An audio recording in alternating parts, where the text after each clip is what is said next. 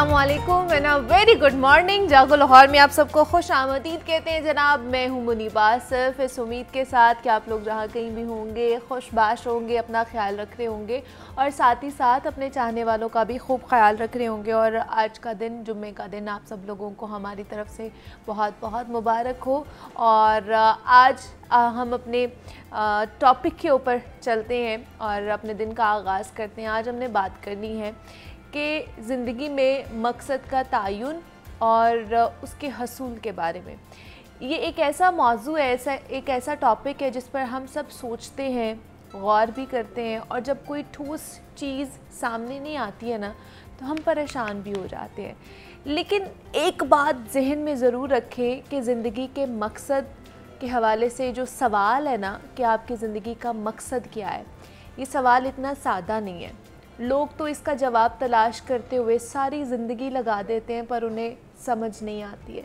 तो इस सफ़र में हमें भी बाज़ औक़ात ऐसा ही महसूस होता है कि जनाब ज़िंदगी का ये जो सफ़र है न जाने कितना अजीब है, कहाँ जाकर रुकेगा, न जाने हमारा क्या बनेगा।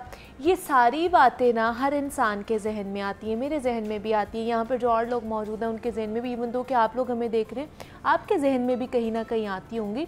तो इस सब से निपटने के लिए याद रखें कि ज़िंदगी एक समंदर है, इसमें लहरें हैं, तूफ़ान हैं, पर अगर सिर्फ़ एक चीज़, वो जहाज़, वो कश्ती जिसमें हम सवार हैं, सही सिमत में हो, यानी कि हमारा एक मुतय्यन डिफ़ाइंड मकसद हो, तो हम मंजिल पर ज़रूर पहुंच जाएंगे। मगर इस मकसद को हमने तलाश कैसे करना है, कैसे अपनी कश्ती की जो डायरेक्शन है उसको दुरुस्त करें कि वो किनारे तक पहुंच जाए, उसके जवाब में चंद अहम बातें हैं जिन्हें जहन में रख लें तो मेरे ख्याल से बात बन जाएगी। सबसे पहली चीज़ कि अपने दिल की सुने, वो काम करें जो आपको खुशी दे और जिसे करने से आपका दिल मुतमईन होता रहे, या वो काम करें जो आपकी शख्सियत में वाज़ेह तब्दीली लेकर आता हो, जिस काम को करते हुए आप थकते नहीं हैं, जिसका बोझ आपके ऊपर नहीं पड़ता कि जनाब ये काम तो मैंने करना ही करना है जो मर्ज़ी हो जाए, जिसके दौरान आपको वक्त का पता ना चले और आप घंटों बासानी वो काम कर पाएँ। उनसे किसी भी मकसद का तयन हो जाता है। लेकिन अब जब हमने मकसद का तयन कर लिया तो इससे आगे क्या है, अब एक ये भी सवाल आ जाता है। अब इससे आगे है जनाब मेहनत, इस्तकामत और आपकी मुस्तकिल मिजाजी आती है। मकसद चुनना तो महज एक पहला स्टेप होता है, पहला कदम होता है, असल काम तो उसके बाद शुरू होता है और वो उस रास्ते पर चलना होता है और उसमें यही सोच रखना है कि सितारों से आगे जहां और भी हैं, अभी इश्क के इम्तिहान और भी हैं, इसी में कामयाबी। और हमारा मसला ये है कि हम लोग बहुत जल्दबाजी करते हैं, फ़ौरन नतीजे मांगते हैं। लेकिन अगर हम अपनी रोज़मर्रा की ज़िंदगी पर नज़र डालें तो हमें मालूम होगा कि हर चीज़ वक्त मांगती है, टाइम टेकिंग होती है। हर चीज़ में टाइम टेकिंग प्रोसेस जो होता है वो थोड़ा सा चेंज होता है। जैसे एक किसान है, जब वो बीज बोता है तो उसे फसल के पकने का इंतज़ार करना पड़ता है, वो जल्दी नहीं करता बल्कि वो सब्र से उसको पानी देता है, उसके अंदर खाद डालता है, उसकी देखभाल करता है। इसी तरह हमारे मकसद भी वक्त और हमसे तवज्जो मांगते हैं, तो हमें सब्र से मेहनत जारी रखनी चाहिए। तो ये सब बातें हैं जो आपने अपने जहन में ज़रूर रखनी है। और जो मकसद है आपका, उसके तयन के वक्त और उसे हासिल करने के लिए ये बहुत ज़रूरी है। उम्मीद है कि आपके लिए बहुत आसानियाँ होंगी और आज का दिन भी इसी तरह है कि ज़्यादा से ज़्यादा दुआ भी करें अपने लिए भी, हम सब के लिए भी, क्योंकि आज का दिन आपको पता है जुम्मे का दिन है और जुम्मे को बाकी दिनों के ऊपर फजीलत हासिल है, बरकतों वाला, फजीलतों वाला ये दिन करार दिया गया है। और इसमें दुआएं करें अपने लिए भी, हम सब के लिए भी, पाकिस्तान की बेहतरी के लिए दुआएं भी करें। तो इस हवाले से मज़ीद भी हम बात करेंगे अपने प्रोग्राम में, मुख्तलिफ़ इशूज़ को हाईलाइट करेंगे, मुख्तलिफ़ एक्सपर्ट से आपकी मुलाकात भी कराएंगे। अभी हम आगे बढ़ते हैं अपने सेगमेंट की तरफ और आपको हमने बताना है, गुज़श्ता रोज़ हमने देखा कि एक दिलचस्प ख़बर मीडिया की ज़ीनत बनी, तो हमने सोचा कि क्यों ना हम भी इस पर एक सेगमेंट करें और ट्रैफिक पुलिस की टीम को शाबाश दें। तो जनाब ख़बर कुछ यूँ है कि कल दोपहर में एक लोकल मेला था जिसमें देसी बुल फाइटिंग का एक मैच भी रखा गया। तो पुलिस एनिमल रेस्क्यू सेंटर की बरवक्त कार्रवाई ने देसी बुल फाइटिंग का میلہ ناکام بنا دیا. اب یہ دیسی فائٹنگ بل فائٹنگ کیا ہے کہ وہاں پہ جو بھینسیں ہوتی ہیں ان کی فائٹ کرائی جاتی ہے, ان کی لڑائی کرائی جاتی ہے. تو یہ کہہ لیں کہ اللیگل ہے, ہمارے یہاں پہ یہ نہیں ہوتا ہے. اور کبھی ہم دیکھتے ہیں جناب مرغوں کو لڑایا جا رہا ہوتا ہے, ان کے اوپر پیسے لگائے جا رہے ہوتے ہیں, کبھی کتوں کو لڑایا جا رہا ہوتا ہے. تو یہ دلچسپ خبر تھی جس کے خلاف FIR لانچ کی گئی ہے. تو اس کا پس منظر کیا ہے, اس کے اوپر کس طرح ایکشن لیا جائے گا, اور جو اینیمل رائٹس ایکٹیوسٹ ہیں یا پھر ہمارے اینیمل ریسکیو ٹیم ہے وہ کس طرح کام کرتی ہے, اس کے علاوہ کس طرح اینیملز کے رائٹس کے بارے میں کام ہو رہا ہے, اس پر بات کرنے کے لیے ہم نے انہیں کو مدعو کیا ہے. ہمارے ساتھ ملیحہ اجاز اس وقت اسٹوڈیوز میں موجود ہیں, ڈاکٹر بلال ہے اور عرفان صاحب نے بھی ہمیں جوائن کیا ہے. آپ تینوں کو خوش آمدید کہتے ہیں جاگو لاہور میں. کیسے ہیں آپ تینوں؟ ٹھیک ہے, وعلیکم السلام. تو ملیحہ صاحبہ آپ ہی سے سٹارٹ کروں گی. یہ جو کل یا پرسوں کی 2 دن پہلے کی میرے خیال سے یہ خبر ہے, جو واقعہ ہے FIR لانچ کی گئی ہے. پہلی دفعہ میرے خیال سے میں نے تو پہلی دفعہ سنی ہے کہ بل فائٹنگ کے خلاف یہ FIR لانچ کی گئی ہے. کیا وجہ تھی اس کی؟ یہ اللیگل ہے. اللیگل ہے یہ اللیگل ہے, اور لوگوں کو اس کا بارے میں اویئرنیس نہیں ہے. ہمارے پاکستان میں تو ایٹ لیسٹ اس چیز کے بارے میں نہیں, اویئرنیس ہی نہیں لوگوں کو. اچھا, تو یہ ان کو پتہ ہی نہیں ہے. تو اس لیے ہمیں یہ ایک کیس رپورٹ ہوا تھا, تو ہماری جو ٹیم ہے انہوں نے بروقت کارروائی کی کہ اس کو یہ جو بل فائٹنگ تھا اس کو ناکام بنا دیا. اس کو سٹارٹ ہونے سے پہلے انسدادی کارروائی کی, ان کو پہلے سے ہی پکڑ لیا. اور اس کے علاوہ بھی ہماری 7 اور FIR پہلے بھی لانچ ہو چکی ہیں. اچھا, وہ کس زمرے میں لانچ ہوئی ہیں؟ وہ تھی ڈاگز ہے, مختلف برڈز کے کرولٹی کیسز, مختلف کرولٹی کیسز پہ ہوئی ہیں. ہاں اوکے, پہلے بھی 7 FIRs دے چکے ہیں. اصل میں یہ اینیمل کرولٹی ایکٹ تھوڑا سا لاؤڈ بولیں ڈاکٹر بلال آپ نے, تاکہ آپ کی آواز جو ہمارے سننے والوں تک پہنچ سکے. اصل میں نا یہ 1890 میں اینیمل کرولٹی ایکٹ بنا ہوا تھا, اس پہ جو ہے نا FIRs لانچ نہیں ہو رہی تھی. تو IG صاحب نے یہ پچھلے سال ایک انیشیٹو لیا تھا, اور اس کے بعد جو ہے نا یہ پولیس اینیمل ریسکیو سینٹر بنایا گیا تھا. اچھا, جس میں اب اینیمل کرولٹی پہ جو FIRs دی جاتی ہیں, جو بھی ہمیں کیس رپورٹ ہوتا ہے, لوگ اپنے گھروں میں جانوروں کا خیال نہیں رکھتے. ڈاگ بائٹس جو ہیں, ریبیز کے حوالے سے بھی ہم اس پہ اویئرنیس سیشنز کر رہے ہیں. اس طرح کے ڈفرینٹ جتنے بھی جانوروں پہ ظلم سے ریلیٹڈ ہیں نا, روڈ ایکسیڈنٹ ہوتا ہے, اسٹرے اینیملز ہیں, زخمی ہیں, اس طرح کے جتنے بھی ہیں ان سب کو ہم جو ہے نا یہاں پہ پولیس اینیمل ریسکیو سینٹر میں ہم ڈیل کرتے ہیں. ٹھیک ہے, یہ سارا جو معاملات ہے یہ پولیس ریسکیو سینٹر میں یہ ڈیل کیا جاتا ہے. تو عرفان صاحب, کتنے لوگوں کی یہ پوری ٹیم ہے, ان میں کون کون سے لوگ شامل ہیں؟ جی, اس میں ہم 2 لیڈی ٹریفک وارڈنز ہیں. ٹھیک ہے. اور یہ جو انچارج ہے میڈم ملیحہ اجاز ہیں ہماری, اس کے ساتھ میں آپریشنل ونگ کو دیکھ رہا ہوں, جو باہر فیلڈ میں ہم نے کوئی کارروائی کرنی ہے, جو بھی اگر کوئی رپورٹ آتی ہے بل فائٹنگ کی یا کسی قسم کی بھی دوسری لیگل فائٹ جو اینیمل سے ریلیٹڈ ہو, تو اس کے خلاف جو ایکشن لینا ہوتا ہے FIR لانچ ہم کرتے ہیں. ساتھ جو بلال صاحب ہیں یہ ہمارے ساتھ ایز اے کلینک انچارج ہیں, کیونکہ ہم 2 پیراڈائمز میں کام کر رہے ہیں. ایک پیراڈائم ہے کہ جو ہم انجرڈ اور جو اسٹرے اینیملز ہوتے ہیں, جو لاوارث ہوتے ہیں بالکل ہی, جن کا کوئی کیئر کرنے والا نہیں ہوتا, جو گلیوں میں گھومتے ہیں, وہ ایکسیڈنٹڈ کیسز ہمیں جو ہے بذریعہ ہماری ہیلپ لائن جو ہے وہ ہمیں رپورٹ کر دیے جاتے ہیں. تو پھر ہماری ٹیم جو ہے, جس میں ایک LTW ہے میڈم فائزہ, وہ اور ڈرائیور جو ہے اور ایک کیئر ٹیکر ساتھ بھجوا دیتے ہیں, اس کو لے آتے ہیں. اور بلال صاحب فرسٹ ایڈ دے کے جو ہے اس کو ہاسپٹلائز کر دیتے ہیں. یہ کیونکہ 1-2 کلینک ہیں جو ہمارے کولیبوریشن میں چل رہے ہیں ساتھ, جو ان کی فری آف کاسٹ جو ہے ٹریٹمنٹ کرتے ہیں. اور جب وہ ریکور ہو جاتا ہے تو پھر ہم اس کو شیلٹر میں موو کر دیتے ہیں. ٹھیک ہے. اور اگر وہ اس کو کوئی لانگ ٹرم ڈیزیز ہے تو اس کو بھی ہم جو ہے وہ پھر شیلٹر موو کر دیتے ہیں, وہاں پر اس کی جو ٹریٹمنٹ ہے وہ چلتی جاتی ہے. اور دوسری پیراڈائم جو ہے ہماری, وہ ہم لیگل ایکشن لیتے ہیں.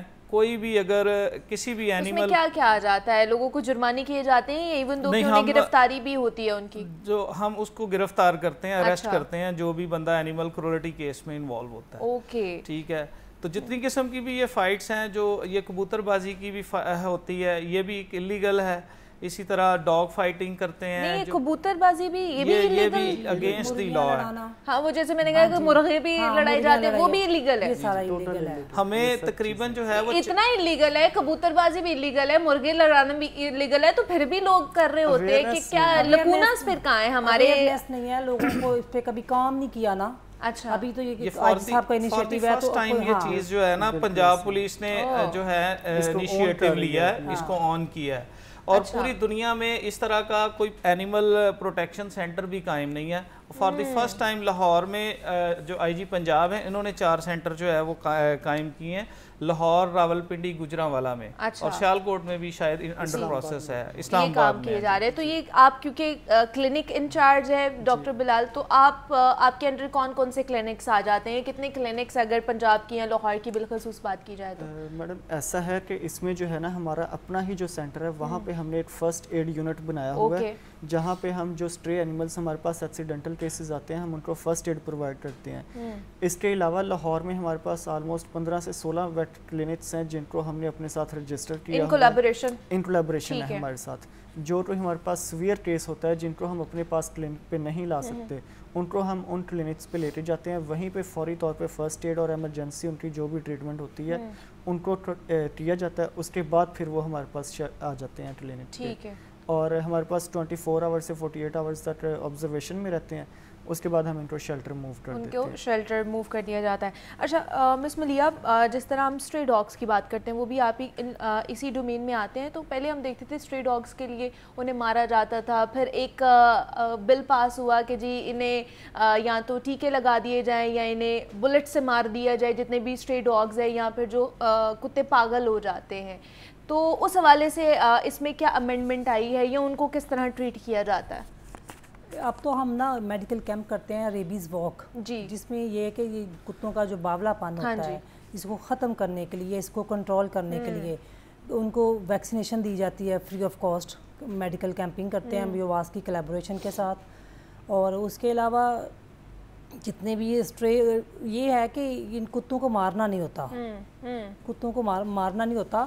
ان کو یہ ہے کہ ایک ٹیم ہے ان کی میونسپل کمیٹی کی، ہاں کیچ وہ ہے ڈاگ کیچ، ہاں وہ ان کو پکڑ کے ریلوکیٹ کر دیتی ہے. کسی ایک ہم نا پروجیکٹ لانچ کریں TNVR، یہ انٹرنیشنلی بھی اس کو کیا جاتا ہے. اینیملز کی پاپولیشن جو ہے نا، اسٹرے اینیملز جو ہیں ان کی پاپولیشن کو کنٹرول کرنے کے لیے TNVR پروگرام جو ہے نا لانچ کیا جاتا ہے. TNVR میں ہوتا ہے کہ ہم سب سے پہلے جو اسٹرے اینیمل ہوتا ہے نا اس کو ہم ٹریپ کرتے ہیں، پکڑا جاتا ہے، اس کو نیوٹر کیا جاتا ہے، اس کی ویکسین کر کے پھر ہم اس کو ریلیز کر دیتے ہیں انوائرمنٹ میں. اب یہاں پہ لوگوں کو اس چیز کی اویئرنیس ہونا بہت ضروری ہے کہ جب ایک اینیمل کو ہم نیوٹر کر دیتے ہیں، اس کی ویکسینیشن ہو جاتی ہے، تو اس کا جو اگریسو بیہیویئر ہوتا ہے یا اس نے جو اپنی ٹیریٹری مارکنگ کرنی ہوتی ہے، یورینیشن ایک بیہیویئر ہوتا ہے، وہ ساری چیزیں اس میں ختم ہو جاتی ہیں. تو لوگوں کو اس چیز کو نا اویئرنیس ہونا بہت ضروری ہے کہ آپ جب ایک اینیمل TNVR ہو چکا ہے، ویکسینیٹ ہو چکا ہے، نیوٹر ہو چکا ہے، وہ آپ کے لیے ہارمفل نہیں ہے، وہ آپ کو بائٹ نہیں کرے گا، وہ آپ کے لیے ریبیز کا یا ریبڈ نہیں ہے. اب آپ ان کو اڈاپٹ کریں، آپ ان کے لیے ایک سیف انوائرمنٹ جو ہے نا وہ آپ ان کو دیں. TNVR کے لیے جو ہے نا اس ٹائم بہت ضروری ہے. تو اس وقت جو آپ لوگوں کا اینیمل ریسکیو جو سینٹر ہے وہاں پر کتنے جانور اس وقت موجود ہیں؟ نہیں دیکھیں، ہمارے پاس جانور موجود نہیں رہتے، آپ شیلٹر میں بھیج دیتے ہیں. آلموسٹ ہم نے 8 سال کے اندر جو ہے نا 900 پلس اینیملز کو ہم نے ریسکیو کیا ہے. ان کی فرسٹ ایڈ کے بعد ہم نے ان میں سارے اسٹرے ڈاگز تھے، اسٹرے اینیملز تھے، یا جو ڈومیسٹک وائلنس گھروں میں بھی لوگ کر رہے ہوتے ہیں اینیملز کے اوپر؟ اس پہ تو ہم لیگل ایکشن لیتے ہیں نا. اچھا، جو ہم ریسکیو کرتے ہیں وہ اسٹرے اینیملز کو کرتے ہیں. اوکے ٹھیک ہے. جو ریسکیو کا سسٹم ہے وہ ٹوٹل اسٹرے اینیملز ہیں، ان میں آپ کو پیرالائز ملے گا، روڈ ایکسیڈنٹ ملے گا، یہ ساری چیزیں جن کو کوئی بھی نہیں سنبھالتا، ہم ان کو ریسکیو کر کے لے کے آتے ہیں اپنے پاس اور ان کے لیے شیلٹر. اچھا، تو ڈاکٹر بلال مجھے بتائیے کہ جو گھروں میں اس وقت لوگوں کے پاس ہوتے ہیں، اینیملز ہوتے ہیں، بلیاں، کتے، لوگوں نے مختلف قسم کے رکھے ہوئے ہوتے ہیں، تو ان کی آپ کو پتہ ہے ویکسینیشن بھی ہوتی ہے، لوگ نہیں کراتے ہیں، جس کی وجہ سے اینیملز آپ کے بیمار ہو جاتے ہیں بہت سے، اور پھر آپ انہیں باہر نکال دیتے ہیں کہ جی اب یہ ہمارے کام کے نہیں رہے. تو کتنی دیر بعد ایٹ لیسٹ ان کی ویکسینیشن کرانی چاہیے یا ایک ویٹنری ڈاکٹر کے پاس ان کو لے کر جانا چاہیے؟ دیکھیں، جو ہمارے ڈومیسٹک پیٹس ہیں جس میں اچھی بریڈز ہیں، پرشینز آ جاتی ہیں، السیشنز ہیں، ڈاگ کیٹس کی بریڈز جو ہیں، ان کو تو لوگ جو ہے نا بڑے اچھے سے گھر میں رکھتے ہیں، ان کا سب کچھ کرتے ہیں، ان کی ویکسینیشن بھی پراپر ہو رہی ہوتی ہے. لیکن ایشو یہاں ہمارے یہ ہے کہ جو اسٹرے اینیملز ہیں جن کو کافی سارے لوگوں نے اپنے گھروں میں بھی رکھا ہوا ہے، ان کو وہ کھانا وغیرہ ڈالتے ہیں, ساری چیزیں ڈالتے ہیں, ان کے لیے یہ چیز ہے کہ آپ ان کی بھی جو ہے نا ویکسینیشن وغیرہ کروائیں. جو پیٹس ہیں, ڈومیسٹک ہیں, بریڈ اینیملز ہیں, ان کو تو ہم ساری چیزیں کر رہے ہیں, ہو رہا ہوتا ہے, لیکن جو دوسرے اسٹرے اینیملز ہیں ان کے لیے بھی جو ہے نا آپ کو تھوڑا بہت اس میں کرنا چاہیے. ٹھیک ہے. تو عرفان صاحب اس حوالے سے ایک تو چلے آپ لیگلی ایکشنز وغیرہ تو لے رہے ہیں, ریسکیو بھی کر رہے ہیں اینیملز کو, تو اویئرنیس کے لیے بھی کوئی پروگرام آپ لوگوں نے تشکیل دیا ہے؟ جی ہم نے ایک تو ابھی یہ ریسنٹلی جو ہے ریبیز واک جو ہے وہ آرگنائز کی تھی ہم نے ہی سینٹر میں, اور جہاں پر تقریباً جو پوری کمیونٹی ہے ویٹرنری ڈاکٹرز کی, وہ ان کی جو آرگنائزیشن ہے انہوں نے جو شرکت کی تھی اور ویکسینیٹ بھی کیا تھا.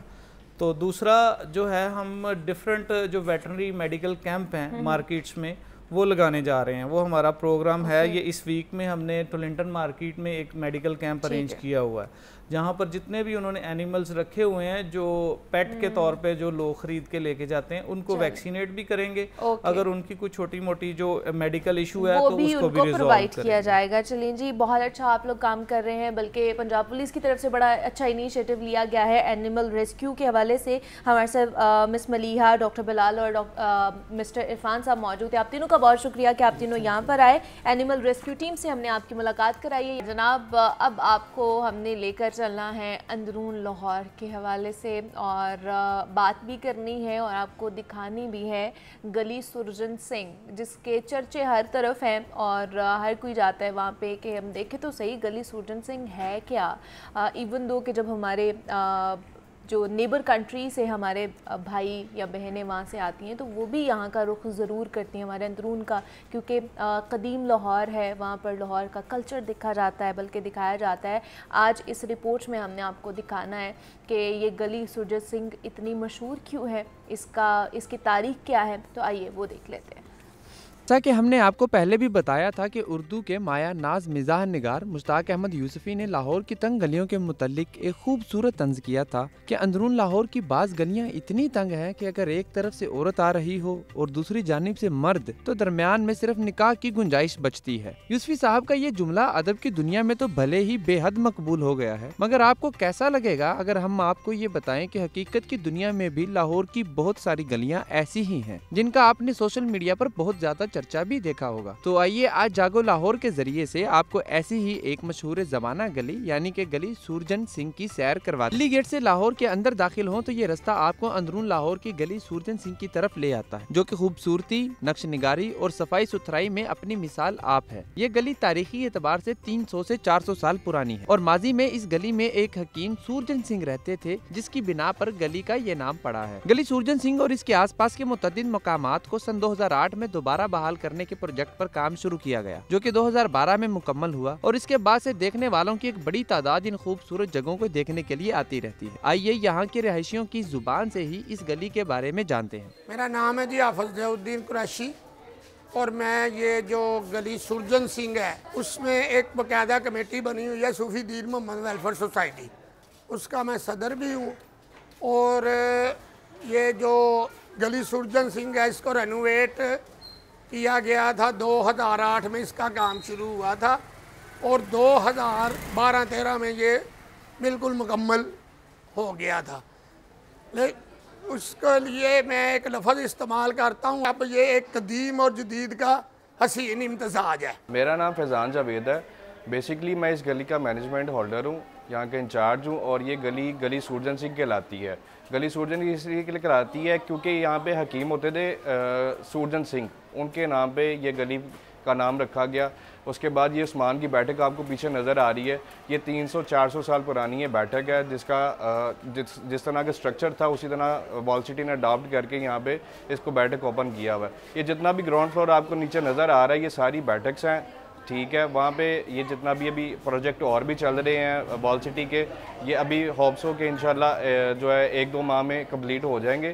اس کے بعد آگے چلے جائیں تو وہ نیرو سٹریٹ کہلاتی ہے, جس کو لوگ کہتے ہیں نکاح والی گلی کہتے ہیں, لیکن بیسکلی وال سٹی کی زبان میں ہم اس کو بولے تو ہم اس کو نیرو سٹریٹ بولتے ہیں. اس مقام پر آپ کو مشہور زمانہ نکاح والی گلی بھی ملے گی, جو کہ مشکل سے 4 فٹ چوڑی ہوگی. نوجوان منچلے دل لبھانے کے لیے کثرت سے اس گلی کا رخ کرتے ہیں. یہیں گلی سرجن سنگھ میں اخوت فاؤنڈیشن एसोसिएशन का दफ्तर भी कायम है। इस गली की खूबसूरती ऐसी है कि आपको यहाँ आकर एक पल को एहसास होता है कि आप शायद किसी और ही दुनिया में या किसी और ही मुल्क में आ गए। इस गली का तर्ज तामीर और यहाँ की तज़य्युन और आराइश काबिल दीद है। जिस खूबसूरती और महारत के साथ यहाँ फूलों के गुलदस्तों और बरकी कुमकुमों को सजाया गया है, वो देखने वाले के सीधा दिल में उतर। गली सूरजन सिंह की पुश्त पे ही मोहल्ला किचन भी आबाद है, जहाँ की खुद मुख्तार खवातीन खाना बनाकर अपना कारोबार करती हैं, जो कि हमारे माशरे की औरतों के लिए एक बड़ी मिसाल है। खुशकिस्मती से हमारे कैमरामैन को यहाँ एक ऐसी खातून भी मिली जो कि अपने बुजुर्गों की जगह को देखने और इससे ताल्लुक जोड़ने के लिए यहाँ पर आई हुई थी। इनके जज्बात और कलमात को जानते हैं इन्हीं की जुबान से। मेरे लिए ये बहुत एक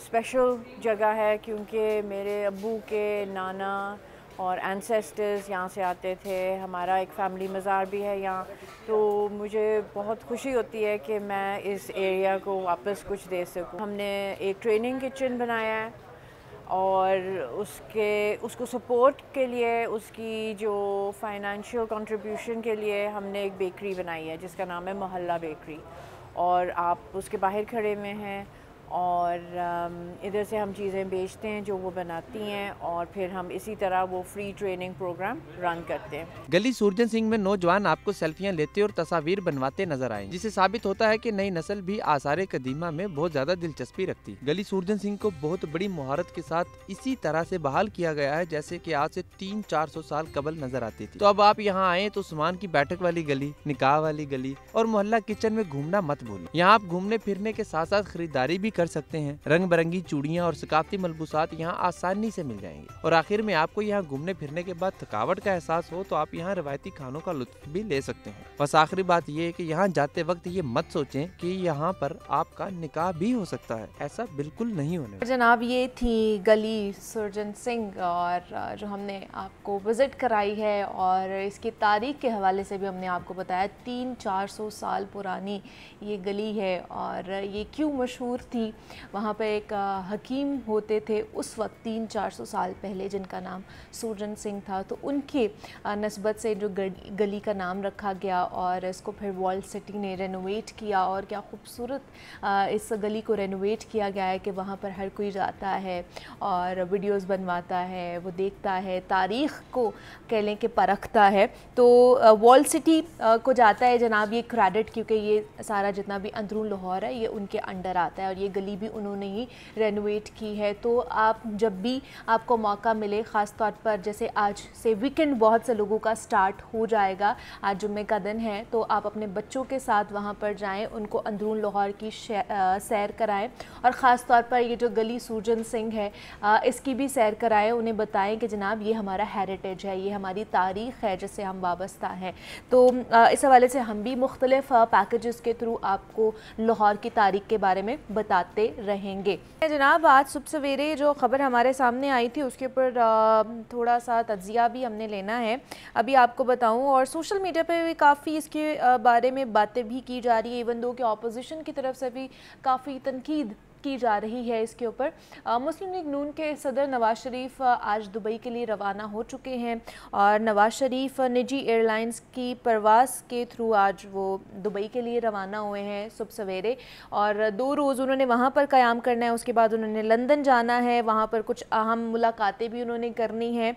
ये कह लें कि एज़ अ रूटीन में उनकी ये फ़्लाइट थी, उन्होंने लंदन वापस जाना ही था, लेकिन इसके ऊपर भी अपोजिशन की तरफ से तनकीद का निशाना बनाया जा रहा है। और इसके ऊपर ये भी कहा जा रहा है कि जनाब वो खुश नहीं थे, इसलिए वो लंदन चले गए हैं और शायद वापस नहीं आएंगे। ऐसा हम नहीं कह रहे हैं, ऐसे अपोजिशन कह रही है। तो इसमें कितनी सदाकत है और क्या वाकई एक रूटीन की विज़िट था, तो इस पर बात कर लेते हैं। सीनियर तज्ज़ियाकार सलमान गनी साहब हमारे साथ टेलीफोन लाइन पर मौजूद है। सलमान साहब, बहुत शुक्रिया आपने वक्त दिया। सलमान साहब, रवाना हो चुके हैं मुस्लिम लीग नून के सदर नवाज शरीफ साहब, क्या कहेंगे इसके ऊपर?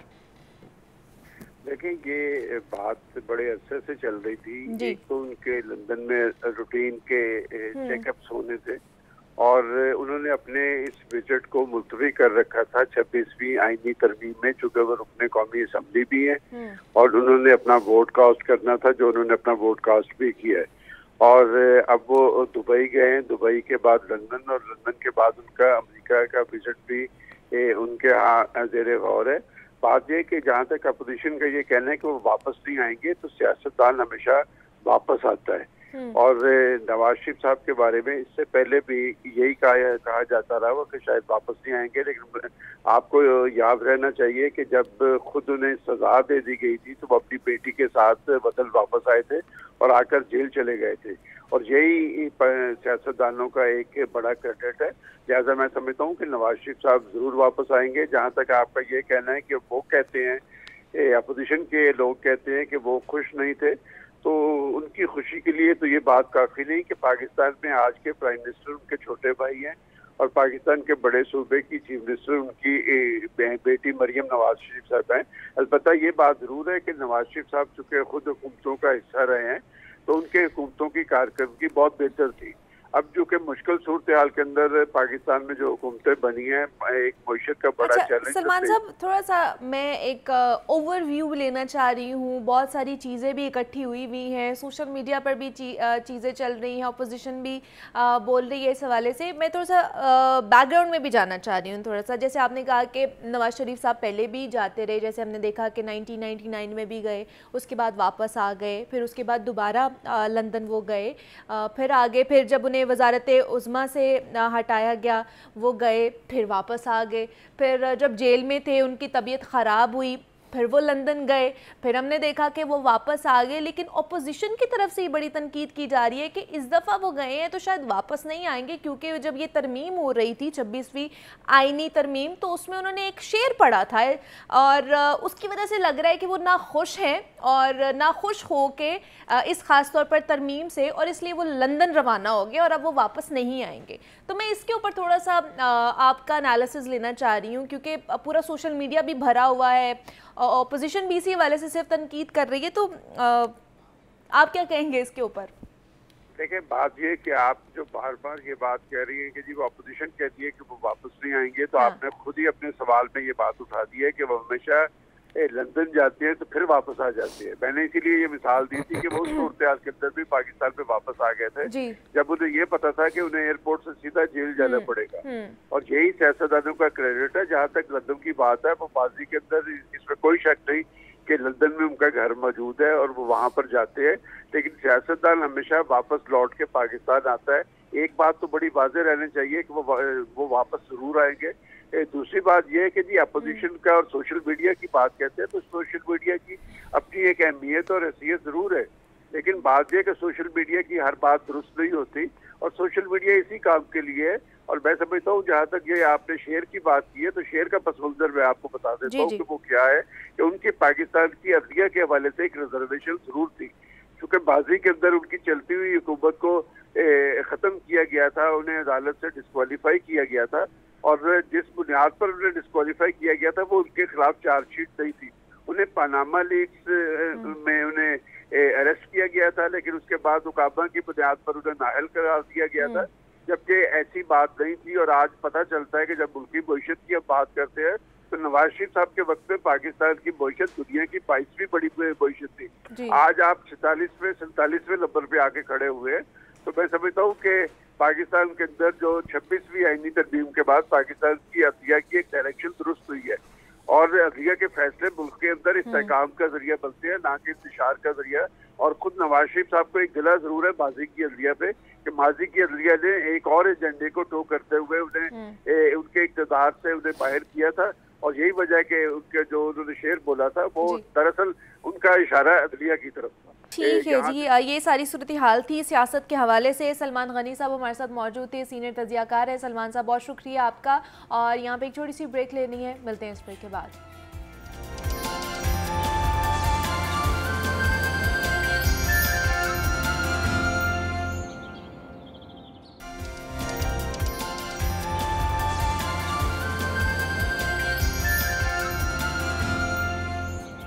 Welcome back to Jago Lahore. جناب اب کچھ لاہور شہر کے حوالے سے ہم نے بات کرنی ہے کہ مختلف منصوبہ جات کا آغاز किया जा चुका है। पंजाब हुकूमत की तरफ से तरक्याती मंसूबे हैं जिसमें लाहौर शहर को खूबसूरत बनाने के हवाले से ये मंसूबा जात हैं, जिसमें अगर CBD की बात की जाए जिसमें मेजर इसहाक शहीद एक फ्लाईओवर तामीर किया जा रहा है, दूसरा वाल्टन अपग्रेडेशन प्रोजेक्ट है जो हमारे सामने ही है, 1 साल गुजर चुका है, उसके ऊपर काम चल रहा है। अब उसकी जो रफ्तार है ना काफ़ी तेज़ हो चुकी है, उसके ऊपर भी हमने डिटेल में बात करनी है। तीसरा मंसूबा जो कि नवाज शरीफ IT सिटी बनाया जा रहा है, उसका काम कहाँ तक पहुँचा है और ये तीनों प्रोजेक्ट ख़ास तौर पर कब तक मुकम्मल हो जाएंगे, तो इस पर बात करने के लिए हमारे साथ स्टूडियोज़ में ज़ैनुल आबदीन नुमाइंदा लाहौर न्यूज़ मौजूद है। ज़ैन, आपको वेलकम कहते हैं जागो लाहौर में, कैसे हैं आप? अच्छा हूँ मैं, आप बताएं। मैं भी बिल्कुल ठीक ठाक। ज़ैन, सबसे पहले हम वाल्टन अपग्रेडेशन प्रोजेक्ट पे ही बात कर लेते हैं क्योंकि 1 साल हो चुका है इसके ऊपर काम चल रहा है। पहले क्योंकि मेरा भी वहीं पे ही घर आसपास ही है, तो आपको पता है कि 1 साल हो गए, पहले तो बहुत सुस्त रवि का शिकार था ये जो प्रोजेक्ट है, अब थोड़ी सी तेज़ी में मुझे इसमें लगी है, वाकई ऐसा है? हाँ बिल्कुल, आप बजा फरमा रही हैं कि अभी इस वक्त जो वाल्टन रोड अपग्रेडेशन प्रोजेक्ट है उसकी रफ्तार लोगों को देखने में नज़र आ रही है कि काफ़ी तेज़ है। उसकी वजह ये है कि क्योंकि असफाल्ट वर्क हो रहा है, सड़क बन रही है, तो लोगों को ऐसे लग रहा है कि हाँ जी बिल्कुल अब काम हो रहा है। लेकिन इससे पहले जो वाल्टन रोड पे काम किया गया, बुनियादी तौर पर इस प्रोजेक्ट का मकसद ही यही था कि वो काम किया जाए। वो काम था सीवरेज और वाटर सप्लाई का। वाल्टन रोड की अगर आज से 1.5-2 साल पहले की सूरत हाल देखी जाए तो जहां पर लोगों को सड़क ख़राब होने की वजह से गुजरने में मुश्किलात का सामना करना पड़ता था, वहीं पर सबसे बड़ा जो प्रॉब्लम था वो वाल्टन रोड पर सीवरेज और वाटर सप्लाई का था। अक्सर लोगों की वहाँ से ये शिकायत आती थी कि सड़कों पर गंदा पानी जमा हो जाता है और उसके बाद घंटे या दिन नहीं कई हफ्ते और महीने वहाँ पर वो पानी जमा रहता है। कि जब मॉनसून आता है तो उसमें वो सूरत हाल बहुत ख़राब होती है वहाँ की, हत्ता कि इस कदर सूरत हाल ख़राब हो जाती थी वाल्टन रोड की कि वहाँ से गुजरना महाल होता था। सोचा भी नहीं जा सकता था कि बारिश के दौरान वहाँ से गुजरा भी जा सकता है या नहीं। अभी जो CBD पंजाब की तरफ से वाल्टन रोड की अपग्रेडेशन का काम किया गया, उसमें मोस्ट इम्पॉर्टेंट एलिमेंट ये है कि उन्होंने वहाँ पे ट्रंक सीवर बिछा दिया है। एक बड़ा सीवरेज सिस्टम जिसको जाके ADA नाला और जो बड़ी ड्रेन है उसके साथ मुंसलिक कर दिया गया ताकि फ्यूचर में ना यहाँ पे सीवरेज का मसला पैदा हो, ना ही मॉनसून के दौरान बारिशी पानी वहाँ पे जमा हो। अब CBD पंजाब ये मॉनसून की बातें और सीवरेज की पानी के निकास की बातें ये CBD पंजाब की तरफ से हैं। हम तो ये कहते हैं कि फिर 6 महीने बाद बारिश आने वाली है, पता चल जाएगा जब आप प्रोजेक्ट को मुकम्मल कर देंगे। आखिर तब उसका यूसेज शुरू हो जाएगा ना, तब पता चलेगा ना, जो पानी का निकास है वो शुरू हो जाएगा, तब पता चल जाएगा कि आपने कितना अच्छा ट्रंक सीवर बिछाया है और कितना अच्छा निकासी आपका CBD वाला वो जो अंडरपास भी बना था, देखें ये हमारे पास, हाँ हमारे पास ये प्रेसिडेंट मौजूद है कि इससे पहले जब कलमा अंडरपास की रीमॉडलिंग की गई तो इन्होंने कहा कि यहाँ पर सीवरेज और वाटर सप्लाई की ड्रेनेज के बड़े अच्छे इंतजाम किए गए हैं। और फिर वो इंतजामात हमने देख लिए कि इस कदर इंतजामात देखे कि कहाँ पे नहर, कहाँ पे कलमा चौक और उसमें मछलियाँ। क्या बात है। देखिए तो बात ये है कि अभी तक तो हम बड़ी तारीफ कर रहे हैं कि बिल्कुल जी आपने बड़ी बर्क रफ्तारी के साथ काम किया, बड़ा अच्छा काम किया, कंड्यूट बिछा दिया, ये बड़ी अच्छी बात है। ये घोड़ा और ये घोड़े का मैदान, ये अभी आपने जैसे ही इसको आबादियों के साथ कनेक्ट करना है इस सीवरेज को, ये साथ में जो Nawaz Sharif colony, cavalry ground और ये बाकी टिल फिरोजपुर रोड तक आबादियाँ हैं उसको इस कंड्यूट के साथ कनेक्ट करें, पानी छोड़ें, पता चल जाएगा कि भाई कितना के निकास कर सकते हैं। लेकिन ज़ाहरी तौर पे ये नज़र आ रहा है कि जितना बड़ा ये कंड्यूट सीवरेज सिस्टम बिछाया गया उसके बाद बेहतरी ज़रूर आएगी। कितने लोग इससे मुस्तफीद होंगे वैसे देखा जाए तो? देखिए जो मुनीबा मुल्हिका आबादियाँ हैं वहाँ के रहने वालों की तादाद देखी जाए तो 7 से 8 लाख लोग हैं जिनको इससे डायरेक्टली जो फ़ायदा है वो होगा। अल्टीमेटली इनडायरेक्टली फ़ायदा भी होगा। इसके साथ कैंट, DHA, वाल्टन और इस ये जो पेरिफेरीज की आबादी है उनका गुलबर्ग भी है, इसका सीवरेज भी बिल वास्ता और बिला वास्ता इसके साथ कनेक्ट किया जाएगा। तो इस तरह ये 1.5 मिलियन आबादी होगी जिसको ये जो सीवरेज सिस्टम है वो कैटर करेगा। اور دوسرا والٹن روڈ کی اپ گریڈیشن اگر وہ مکمل ہو جاتا ہے منصوبہ، لائک یہ گھوڑا چوک سے لے کے فیروز پور روڈ تک دونوں طرف سڑک بن جاتی ہے، تو الٹیمیٹلی اس سے بھی روزانہ 2 سے 2.5 لاکھ لوگوں کو جو وہیکل پر ہے ان کو بھی بالواسطہ اور بلا واسطہ فائدہ۔ یہ سڑکیں بھی کہہ لیں کہ وائڈ کی جا رہی ہیں وہاں پہ؟ بالکل منیبہ، یہ والٹن روڈ اپ گریڈیشن پروجیکٹ میں جہاں پہ سڑک 3 لین کی بنائی جا رہی ہے، وہیں پر ساتھ میں جو سروس روڈ ہے اس کی بھی ایکسٹینشن کی گئی ہے۔ چلیں اس کے اوپر مزید ٹیکنیکالٹیز پہ تھوڑی سی بات کر لیتے ہیں۔ سی بی ڈی پنجاب سے ہمیں جوائن کیا ہے ریاض حسین صاحب ہیں، ایگزیکٹو ڈائریکٹر ٹیکنیکل ہیں، ان سے بات کرتے ہیں۔ ریاض صاحب آپ کو ویلکم کہتے ہیں جاگو لاہور میں، کیسے ہیں آپ؟ ٹھیک ہے،